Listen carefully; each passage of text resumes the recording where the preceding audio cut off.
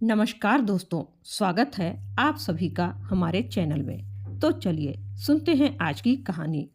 माँ, आप रोज भगवान के सामने दिया जलाती हो, उसके साथ ही साथ ये कौन है जिनके सामने भी आप रोज दिया जलाया करती हो? 5 साल का कृष्णा अपनी भोली सी सोच के साथ अपनी माँ सुषमा जी से पूछा तो सुषमा जी की आंखें नम हो गई। उन्होंने अपने आंसू छुपाते हुए कहा, बेटा, ये तेरे बाबा हैं। जब तू 2 साल का था ना, तभी उन्होंने हमें छोड़ दिया और भगवान के पास चले गए। इसीलिए मैं भगवान जी के साथ साथ इन्हें भी भगवान ही मानने लगी हूँ।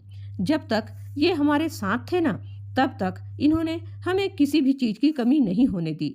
लेकिन कहते कहते सुषमा जी चुप हो गई। कृष्णा उनसे आगे क्या हुआ पूछने लगा, लेकिन आगे क्या माँ? तो सुषमा जी ने फल बेचने वाले की तरफ उंगली दिखाकर कहा, देखो बेटा, क्या तुम्हें उसके पास से फल खाने हैं?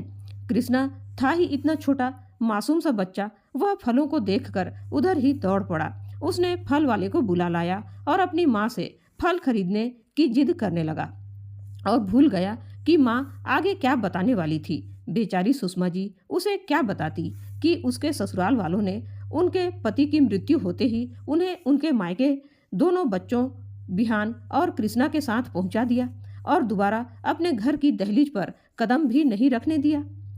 उधर मायके में भाभी का राज चलता था, क्योंकि वहां पिताजी नहीं थे, इसलिए माँ की इज्जत भी कौड़ी के बराबर थी।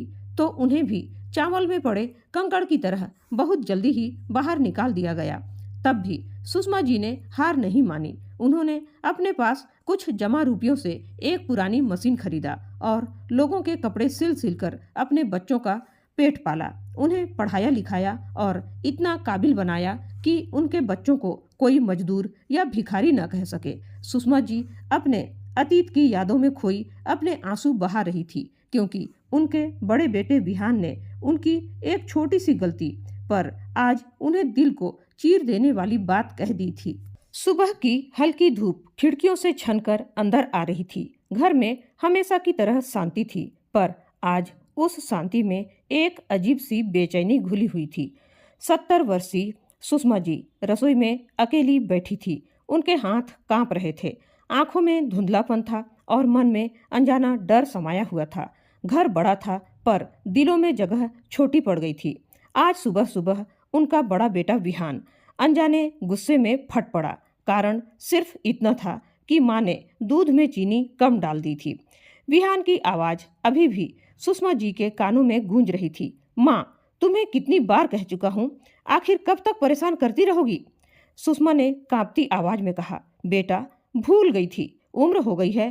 पर विहान तो जैसे बरसने को तैयार था। उम्र हो गई है तो आराम करो, या फिर अगर तुम्हें वृद्धाश्रम नहीं जाना तो 1 घंटे में इस घर से निकल जाओ। ये शब्द उनके दिल को चीर गए। जिस बेटे को उन्होंने गोद में उठाकर बड़ा किया, जिसे पढ़ाया लिखाया, दुनिया दिखाई, उसी ने आज उन्हें घर से जाने का फरमान सुना दिया। उनकी आंखों से आंसू बहते जा रहे थे, पर आवाज गले में ही अटक गई थी। विहान की पत्नी वर्षा दूर खड़ी तमाशा देख रही थी। उसे हमेशा लगता था कि बूढ़े लोग घर में बोझ बन जाते हैं। उसकी आंखों में तिरस्कार था, जैसे सुषमा जी कोई इंसान नहीं, बल्कि कोई सड़ी पड़ी पुरानी चीज हो जिसे घर से निकाल देना चाहिए। बचपन की यादें उन्हें सताने लगी। सुषमा जी वहीं बैठी बैठी उन दिनों को याद करने लगी जब विहान छोटा सा था। बारिश में भीगता हुआ घर आता था तो वो दौड़कर तौलिया लाती थी। रात में उसे बुखार आता था तो पूरी रात आंखों में नींद न लेकर उसकी ठंडी पट्टियां बदलती रहती थी। उसकी स्कूल फीस भरने के लिए उन्होंने सिलाई का काम किया। अपनी पसंद की हर चीज छोड़ दी, लेकिन बेटे की एक जरूरत भी कभी अधूरी नहीं रहने दी। और आज आज वही बेटा उन्हें घर से निकलने की धमकी दे रहा था। उनका दिल टूट चुका था। आंखें सुनी और मन में एक ही सवाल, क्या मैं सच में बोझ बन चुकी हूँ? 1 घंटे का समय और जिंदगी भर का दर्द। विहान ने गुस्से में दरवाजा पटक दिया। वर्षा किचन में जाकर बोली, मम्मी जी, जल्दी सामान बांध लीजिए, विहान का मूड बहुत खराब है। सामान? सामान में क्या होता है? कपड़े, दवाइयाँ, कुछ पुरानी यादें। उनकी दुनिया तो बस यही घर था, और वही घर आज उन्हें निगलने को तैयार था। सुषमा जी धीरे धीरे कमरे में पहुंची, अलमारी खोली, पर अंदर रखी चीजों को देखकर रो पड़ी। वहीं एक कोने में रखी थी वह छोटी सी स्कूल ड्रेस, जिसे वह कभी फेंक नहीं पाई। विहान की पहली स्कूल यूनिफॉर्म। उनकी उंगलियां जैसे उस कपड़े से चिपक गई। आंखें बंद की तो विहान की छोटी सी हंसी सुनाई देने लगी। मम्मी, मैं बड़ा होकर आपको बड़ा सा घर दूंगा। उसकी मासूम आवाज आज धोखा लग रही थी। वे बस बैठ गई टूट कर। वर्षा फिर आकर बोली, मम्मी जी, 1 घंटा हो जाएगा, जल्दी कीजिए। उन्होंने कोई जवाब नहीं दिया, बस वह वहीं बैठी रह गई, बिल्कुल खामोश। आंसू गिरते रहे। थोड़ी देर बाद विहान आया, गुस्से में चिल्लाया, सुना नहीं माँ, निकलना है कि नहीं? यही वह पल था जिस पल ने एक माँ के टूटे हुए दिल को बिल्कुल चकनाचूर कर दिया था। पर यही किसी और की जिंदगी भी बदलने वाली थी। ऐसा मोड़ आने वाला था जिसे देखकर इंसानियत रो पड़ती। विहान ने सुषमा देवी का हाथ पकड़कर दरवाजे की ओर बढ़ाया और ठीक उसी समय दरवाजे पर किसी की आवाज आई, एक भर्राई हुई, कांपती हुई आवाज, माँ! विहान चौंक गया। सुषमा देवी ने सिर उठाया। वर्षा ने दरवाजा खोला और दरवाजे पर खड़ा था एक आदमी, थका हुआ, धूल में सना हुआ, फटा हुआ बैग लिए, आंखों में नमकीन दर्द भरा था। वह देखते ही देखते सुषमा देवी की ओर दौड़ पड़ा और उनके पैरों पर गिर गया। माँ, मैं आ गया, आपका छोटा बेटा कृष्णा 7 साल बाद घर लौट आया माँ। सुषमा देवी सन्न रह गई। विहान में डर फैल गया और तभी कृष्णा ने विहान की ओर देखा। उसकी आंखों में एक आग थी। माँ को छूने की हिम्मत कैसे हुई तेरी? दरवाजे पर खड़ा कृष्णा 7 साल बाद घर लौटा था। उसकी आंखों में सफर की थकान नहीं, माँ को इस तरह गिरते हुए देखकर उपजा गुस्सा और दर्द था। जैसे ही उसने विहान को माँ का हाथ पकड़कर दरवाजे की तरफ खींचते देखा, उसका खून खौल उठा। वह दौड़कर आया, विहान का हाथ झटकते हुए बोला, माँ को छूना भी मत। विहान हक्का बक्का रह गया। वर्षा के मुंह से आवाज तक नहीं निकली। सुषमा जी ने कांपते हाथों से कृष्णा का चेहरा छुआ। तू तू सच में आ गया बेटा?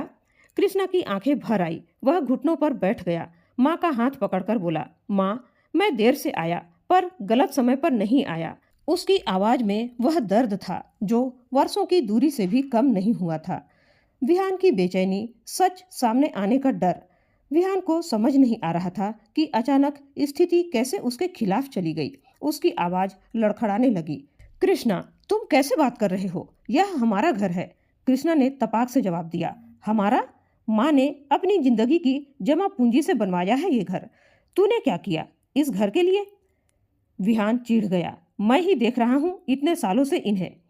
कृष्णा की आंखें लाल हो गई। देख रहे हो या इन्हें नौकर बनाकर रखा है? विहान चुप हो गया। वर्षा डर गई। सुषमा देवी के आंसू फिर से बहने लगे। 7 साल पहले क्या हुआ था? कृष्णा ने माँ का हाथ पकड़ा और उन्हें सोफे पर बैठाया। अपना बैग नीचे रखा और धीरे से बोला, माँ, मैं तो रोज आपको फोन करता था, पर आपकी तरफ से कभी कोई जवाब ही नहीं आया। सुषमा जी चौंक गई। मैंने तो कभी फोन ही नहीं देखा तुम्हारा। कौन सा नंबर है? कृष्णा ने अपना मोबाइल निकाला, कॉल लॉग दिखाया, हजारों मिस्ड कॉल। सुषमा जी के हाथ कांपने लगे। वह विहान की ओर मुड़ी। विहान, तूने मेरा फोन क्यों बदलवाया था? तूने क्यों कहा था कि कृष्णा अब हमसे बात नहीं करना चाहता? विहान का चेहरा सफेद पड़ गया। वर्षा घबराकर बोली, वो पुराना फोन खराब था मम्मी जी, इसलिए। कृष्णा की आंखों में तीर चला। और नया फोन आप दोनों के पास रहा, माँ के पास क्यों नहीं? विहान चुप रहा। दर्द की परतें खुलती चली गई। कृष्णा ने अपने बैग से एक पुरानी डायरी निकाली। माँ, ये मेरी डायरी है, हर पन्ने पर आपकी यादें हैं। उसने पढ़कर सुनाया। आज माँ की याद आई। सोचता हूँ काश एक बार उनकी आवाज़ सुन पाता। विहान भाई कहते हैं माँ व्यस्त रहती है, काश माँ मुझे बता पाती कि वह ठीक है। सुषमा जी यह सुनकर रो पड़ी। वह विहान की तरफ मुड़ी।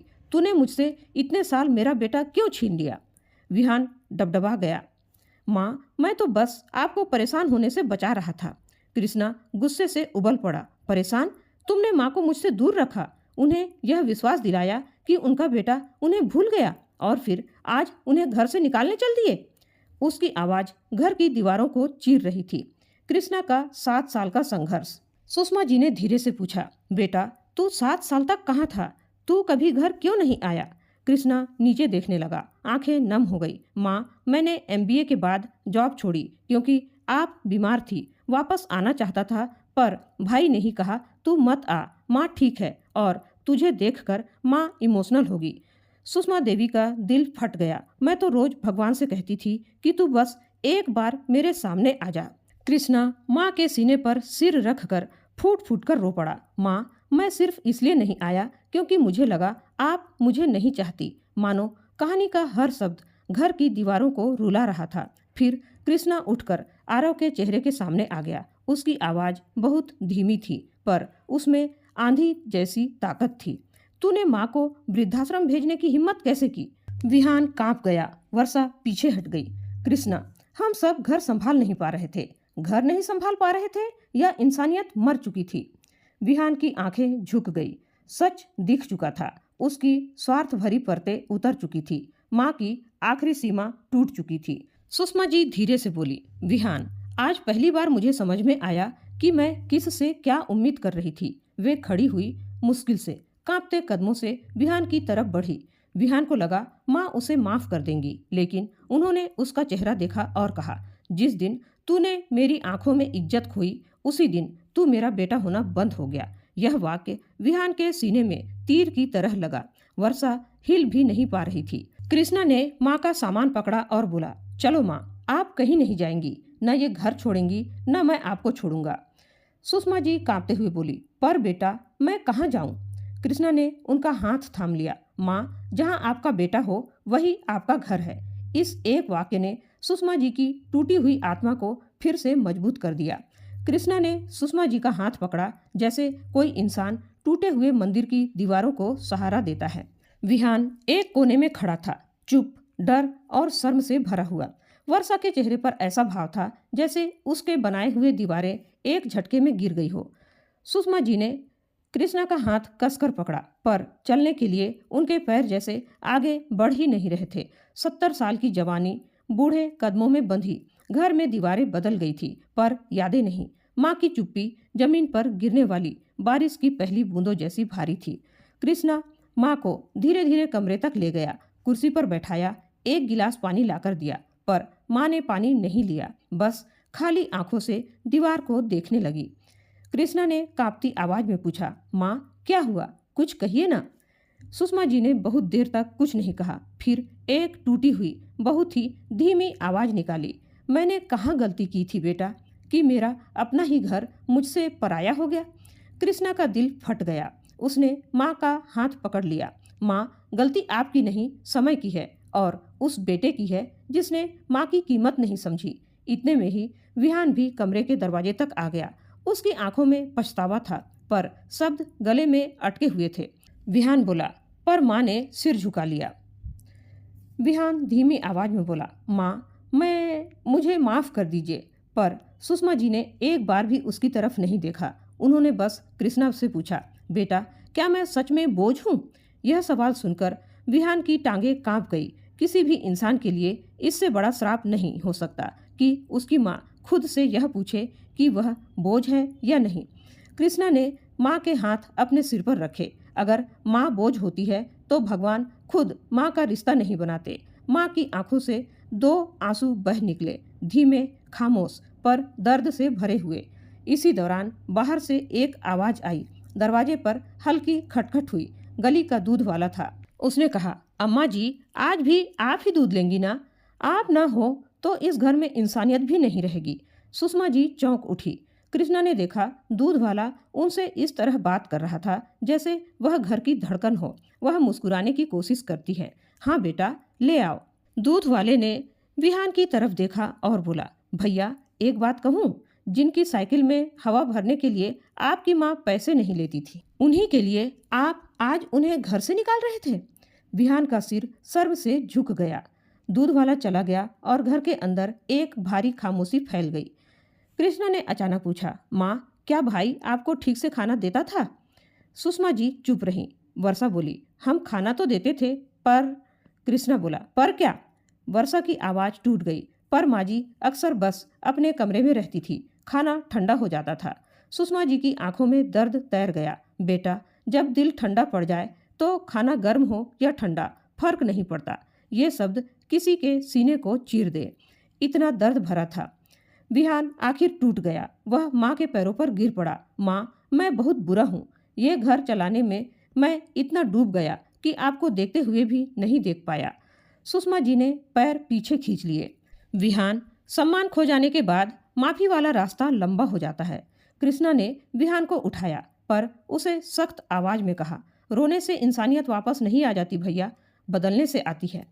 विहान सुबकते हुए बोला, मैं बदलूंगा कृष्णा, मैं माँ का बेटा बनकर रहूंगा। तभी कमरे के कोने में रखे पुरानी ट्रंक की चाबियां गिर गई। कृष्णा ने झुककर उठाई पर ट्रंक के अंदर कुछ ऐसा था जिसने सबका दिल हिला दिया। ट्रंक में थे पुरानी सिलाई मशीन, कुछ अधूरे ब्लाउज और एक लिफाफा जिस पर लिखा था, मेरे दोनों बेटों के नाम, मेरी आखिरी जमा पूंजी। कृष्णा ने लिफाफा खोला। अंदर में सिर्फ 15,000 रुपये थे। सुषमा जी ने आंखें बंद कर ली। बस इतना ही बचा था बेटा। विहान की नौकरी छूटने पर भी मैं घर चलाने में मदद करती थी, पर आज उसी घर में मेरे लिए जगह नहीं थी। विहान की दुनिया घूम गई। माँ, आप मेरी मदद करने के लिए सिलाई करती थी? सुषमा जी के चेहरे पर हल्की सी मुस्कान आई। माँ की मदद कभी खत्म नहीं होती बेटा, चाहे बेटा बड़ा हो जाए या दिल छोटा। यह सुनते ही विहान रोने लगा। कृष्णा भी फूट पड़ा। वर्षा भी फर्श पर बैठकर रोने लगी। कमरे की हवा तक कांप रही थी। बेटा, इंसानियत सिर्फ मंदिर में दिया जलाने से ही नहीं आती, बूढ़े हाथ पकड़ने से आती है। और संवेदनाएं सिर्फ किताबों में ही नहीं होती, माँ बाप के लिए थोड़ा सा समय निकालने में होती है। कमरे में चुप्पी इतनी गहरी थी कि लगता था जैसे दीवारें भी रो रही हैं। विहान माँ के पैरों में बैठा था। वर्षा रोते रोते थक चुकी थी और कृष्णा चुपचाप माँ का हाथ थामे बैठा था। लेकिन सुषमा जी, वे बिल्कुल शांत थी। उनकी आंखों के गहरे सन्नाटे में वो सारे दर्द छुपे हुए थे जिन्हें उन्होंने सालों से चेहरे की मुस्कान में ढक रखा था। विहान ने कांपते हुए कहा, माँ, मुझे एक मौका दीजिए, मैं आपकी सेवा करूंगा, बस एक मौका माँ। सुषमा जी ने उसकी तरफ देखा, थकी हुई टूटी हुई नजरों से। मौका? बेटा, माँ के लिए बेटा कभी मौकों में नहीं बढ़ता। माँ तो एक ही पल में सब भुला भी देती है, लेकिन दिल पर पड़ी चोट बहुत देर तक टीस देती रहती है। विहान का सिर झुक गया। कृष्णा ने धीरे से माँ का हाथ दबाया। माँ, मैं आपके साथ हूँ, चाहे आप कहीं भी रहें, आपका ये बेटा आपकी ढाल बनकर रहेगा। सुषमा जी ने उसकी तरफ देखा, आंखों में पुराना प्यार, पुराना अपनापन, लेकिन रात भर के दर्द से भरी हुई थकान भी। वर्षा अचानक फूट फूट कर रो पड़ी। मम्मी जी, गलती मेरी भी थी। मैंने ही विहान को समझाया था कि आप पर ध्यान देना पड़ता है, खर्च भी बढ़ता है। सुषमा जी की आंखें नम थी। बेटी, बूढ़े लोग खर्च नहीं बढ़ाते, बस थोड़ा सा ध्यान मांगते हैं, प्यार मांगते हैं, और अगर वह भी बोझ लगने लगे तो समझ लेना कि इंसानियत का पतन शुरू हो गया है। वर्षा सिसक पड़ी। आज पहली बार किसी ने उसे उसके असली आईने से रूबरू कराया था। 2-3 पड़ोसी आ गए थे। किसी ने बाहर का शोर सुना था। एक पड़ोसी शर्मा जी बोले, विहान, सुना है तुम अपनी माँ को वृद्धाश्रम भेज रहे थे? विहान का चेहरा और भी झुक गया। दूसरे पड़ोसी बोले, जिस माँ की वजह से तू आज खड़ा है, उसी को घर से निकालने चला था? विहान की आंखों में शर्म भर आई। सुषमा जी बोली, कृपया मेरे बच्चों को मत कोसिए, गलती इनकी नहीं, समय की है। बच्चे बदलते नहीं, परिस्थितियां बदल देती है। उनकी बात में आज सारे समाज का सच छुपा था। पड़ोसी चुप हो गए। माँ, चलिए, अब हम इस घर में नहीं रहेंगे। जहाँ सम्मान न हो वहाँ रहना भी नहीं चाहिए। विहान घबरा गया। नहीं कृष्णा, माँ कहीं नहीं जाएंगी। यह घर माँ का है, हम सब का है। कृष्णा बोला, घर दीवारों से नहीं भैया, दिल से बनता है, और माँ का दिल अब यहाँ सुरक्षित नहीं है। सुषमा जी कांपते होठों से बोली, कृष्णा, रहने दे बेटा। कृष्णा ने दृढ़ स्वर में कहा, नहीं माँ, अब आपकी जिंदगी आपकी शर्तों पर होगी, न कि किसी और की चिल्लाहट पर। वह सुषमा जी के सामने घुटनों पर आ गया। माँ, कृपा करके मत जाइए, मैं बदल जाऊंगा, मैं आपकी देखभाल करूंगा, मैं आपको रोज खाना बनाकर दूंगा, बस आप मत जाइए माँ। लेकिन सुषमा जी की आंखों में गहरी थकान थी। विहान, बेटा पेट से निकला होता है, लेकिन माँ दिल से पैदा होती है। विहान की सुबकती आवाज फूट पड़ी, माँ, मैंने गलती की, मुझे माफ कर दो माँ। सुषमा जी ने एक गहरी सांस ली। माफ तो कर दूंगी बेटा, पर दिल से उतरा हुआ सम्मान फिर से दिल में चढ़ता नहीं, समय लगेगा। विहान की दुनिया जैसे बिखर गई। सुषमा जी को जोर से चक्कर आया, वह लड़खड़ा गई, उनके हाथ से पानी का गिलास गिर गया। माँ! कृष्णा चिल्लाया। मम्मी जी! वर्षा दौड़ी, पर विहान विहान के पैरों तले तो जमीन ही खिसक गई। उसे समझ में आ गया कि वह माँ को खो सकता है। सुषमा जी बेहोश हो चुकी थी। कृष्णा उन्हें संभाल रहा था। विहान उनके चेहरे को थामते हुए रो रहा था। माँ, आंखें खोलो, मुझे माफ कर दो माँ, आखिरी बार नहीं, हमेशा हमेशा के लिए माफ कर दो। उनकी हालत देखकर पड़ोसी भी घबरा गए। उन्हें अस्पताल ले चलते हैं, अब एक पल भी देर नहीं करेंगे। विहान ने उनकी साड़ी संभालते हुए कहा, मैं भी चलूंगा, माँ को संभालूंगा। उनकी सांसें चलती रहनी चाहिए, उनकी जान मेरी वजह से नहीं जानी चाहिए। यह वह पल था जब पूरा घर, पूरा समाज, पूरा माहौल एक माँ की कीमत समझने लगा था। सुषमा जी को तुरंत कार में लेकर अस्पताल की ओर ले जाया गया। कृष्णा उनके सिर पर हाथ फेर रहा था। विहान उनका हाथ पकड़े रो रहा था। पहली बार दोनों बेटे एक साथ थे और माँ बेहोश थी। हॉस्पिटल की ओर दौड़ती कार में माहौल इतना भारी था कि हवा भी थमी हुई सी लग रही थी। कृष्णा माँ का सर अपने गोद में रखे था। विहान उनका हाथ मजबूती से पकड़े हुए था। वर्षा पीछे की सीट पर बैठकर लगातार रो रही थी।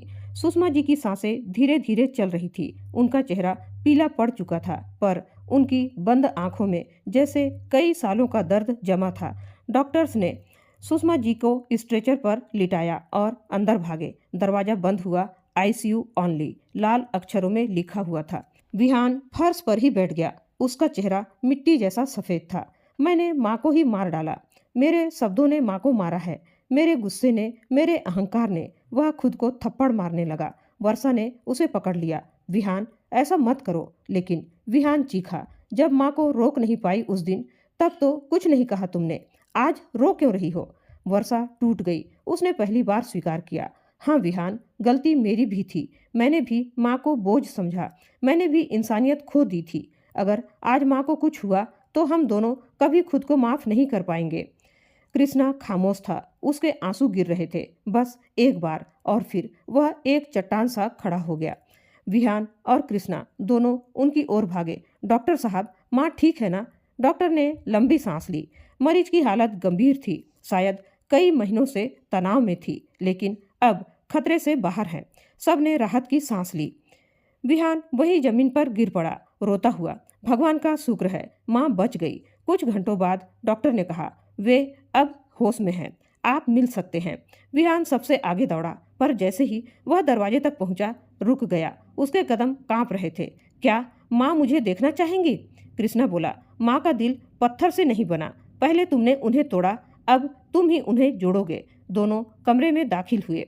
सुषमा जी की आंखें हल्के से खुली। उनकी नज़र पहले कृष्णा पर पड़ी, फिर धीरे धीरे विहान पर। विहान फूट पड़ा, माँ, मैं आपका अपराधी हूँ, जो सजा दें मंजूर है। सुषमा जी ने बड़ी कठिनाई से हाथ उठाया और विहान के सिर पर रखा। मैं कैसे न माफ़ करूँ बेटा, तू मेरा बेटा है। विहान रोते हुए बोला, मैंने आपको दुख दिया, घर से निकालने की बात कही। माँ, मैं इसके लायक नहीं हूँ। सुषमा जी की आंखें नम थी। गलती तेरी थी बेटा, लेकिन माफ़ी मेरी ताकत है। यह सुनकर इंसानियत सचमुच रो पड़ी। उन्होंने कृष्णा और विहान दोनों का हाथ पकड़ा और कहा, बच्चों, घर इमारत नहीं होता, घर वह जगह है जहाँ बुजुर्गों की इज्जत हो, जहाँ पर एक माँ की आंखें रोते हुए नहीं देखी जाए। रिश्ता खून का हो या दिल का, उसकी उम्र तब तक है जब तक उसमें सम्मान जिंदा है। विहान ने सिर झुकाया। माँ, मैं वादा करता हूँ, अब आपके बिना एक दिन भी नहीं रहूँगा। आपके लिए हर सुबह की चाय से लेकर रात की दवा तक सब खुद दूंगा। वर्षा बोली, मम्मी जी, अब से यह घर आपका है। मैं आपकी बेटी हूँ और आपको कभी अकेला नहीं छोड़ूंगी। माँ, अब किसी पर बोझ नहीं होंगी। माँ तो हमारी बरकत है। सुषमा जी की आंखों में से आंसू बह निकले, लेकिन इस बार ये आंसू दर्द के नहीं, सुकून के थे। घर बदल गया था। विहान बदल चुका था, वर्षा बदल चुकी थी और सुषमा जी की आंखों में फिर से चमक लौट आई थी। हर सुबह विहान माँ के लिए गर्म पानी, चाय और उनकी दवाइयाँ लेकर खड़ा रहता। वर्षा रोज उनके साथ बैठकर अच्छी अच्छी बातें करती, खाना खिलाती। यह वही घर था, लेकिन अब इसमें इंसानियत लौट आई थी। माँ, अब डर लगता है इस घर में। सुषमा देवी मुस्कुराती, नहीं बेटा, अब इस घर में माँ नहीं, इंसानियत रहती है। सुषमा जी ने अपने दोनों बेटों का हाथ पकड़कर कहा, याद रखना बेटा, कोई भी माँ बाप बोझ नहीं होते, उल्टा बुजुर्ग तो घर की जड़ होते हैं। जड़ों को काट दोगे तो घर का पेड़ भी सूख जाएगा। उनकी बात सुनकर कृष्णा और विहान दोनों की आंखें भर आई। तो दोस्तों, याद रहे, यह हर घर में, हर परिवार में, हर दिल में एक नई शुरुआत बननी चाहिए, क्योंकि जिस घर में माँ बाप बूढ़े हो जाएं, वह घर बोझ नहीं, बरकत बन जाता है। दोस्तों, माता पिता का प्रेम हमारे जीवन की सबसे बड़ी धरोहर होती है। उनकी दुआओं में हमारी सफलता का राज छुपा होता है। भले ही वह दिखाई नहीं देता, लेकिन दिल से महसूस करो तो उसकी सच्चाई का पता चलता है। माता पिता की सीख ही हमें जीवन के सही मूल्यों को सिखाते हैं। उनके बिना जीवन अधूरा है। माँ की ममता और पिता का प्रेम ही हमारे जीवन को समृद्ध बनाते हैं। वे हमारे लिए बिना शर्त, बिना मूल्य, हमेशा हर कदम पर साथ खड़े रहते हैं और सहारा देते हैं। इसलिए उनकी इज्जत दिखाने के लिए नहीं, बल्कि दिल से करना चाहिए। तो दोस्तों, क्या कहना चाहेंगे आप सुषमा जी के बारे में? क्या कहना चाहेंगे आप कृष्णा के बारे में? और क्या कहना चाहेंगे आप विहान के बारे में? आपकी जो भी राय है कमेंट करके ज़रूर बताइएगा। और उम्मीद है दोस्तों, आज की यह कहानी आपके दिल को ज़रूर छू गई होगी। आपको यह कहानी पसंद आई हो तो लाइक और शेयर ज़रूर करें, और चैनल में पहली बार आए हैं तो सब्सक्राइब करना बिल्कुल न भूलें। धन्यवाद।